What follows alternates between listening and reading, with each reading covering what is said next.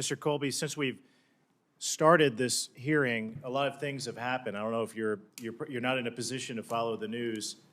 It's laughable to me to hear the Democrats call the meeting in the Oval Office on Friday shameful. And I know I had to step out and go to a Veterans Committee hearing. I had to go vote, but I'm sure I missed a lot of the rhetoric from my Democrat colleagues about the terrible, shameful meeting in the Oval Office on Friday. You might not be aware that 1 hour ago, President Zelensky tweeted.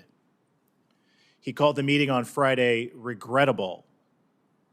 He said Ukraine wants peace, not forever wars. He thanked President Trump and America for our support, even for the javelins that President Trump provided in the first Trump term that kept Ukraine on its feet. But here's the kicker. President Zelensky now said 1 hour ago he's ready to come back to America and sign the peace deal, the minerals deal. Is it possible here that President Trump's unconventional approach is actually very effective?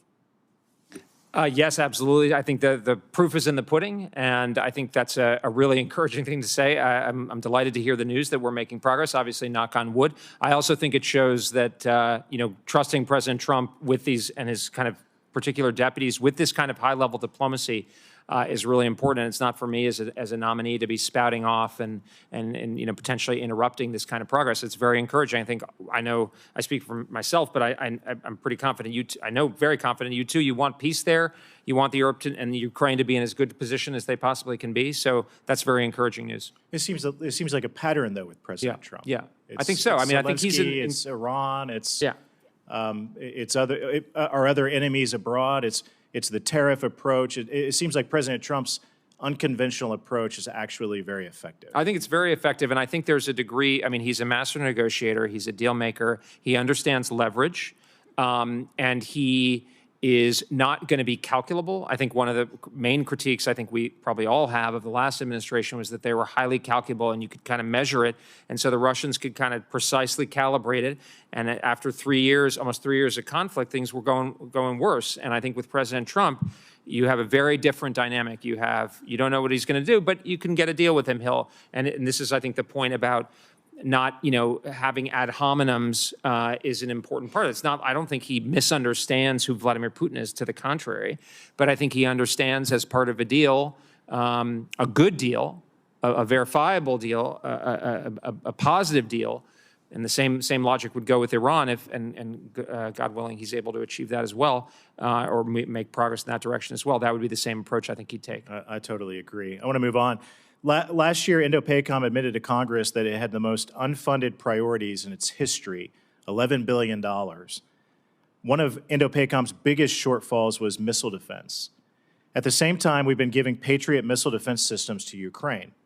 We fired off hundreds of million-dollar missiles shooting down $1,000 Houthi drones.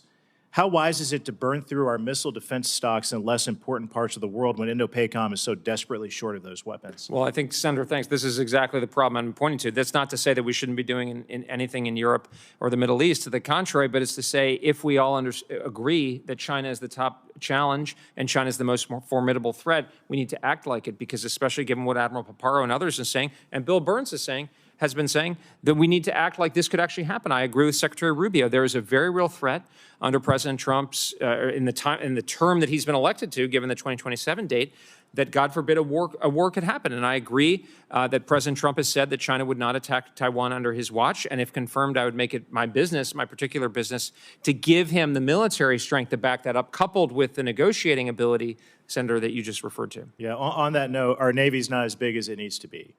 We especially don't have enough Navy ships in the Pacific to counter China's rapidly growing fleet. Despite that, President Biden decided to permanently deploy more Navy ships in Europe to counter Russia, a nation which lost most of its Black Sea fleet to a country without a Navy. Mr. Colby, should we be putting more vessels in Europe when we already don't have enough in the Pacific? Senator, I think we should be putting the military capabilities, especially that are relevant in the priority area, ships, submarines, missile defense assets, have to be focused on deterring a conflict over Taiwan. And if, God forbid, it happens, giving our soldiers and sailors and airmen and defenders and Marines the best shot. I mean, that's something I feel very deeply is I'm not in uniform, but if confirmed, it would be my job to make sure those who are in uniform or who do stand in harm's way, the best shot at winning, because the American military shouldn't get in a fair fight. Thank you. I yield back.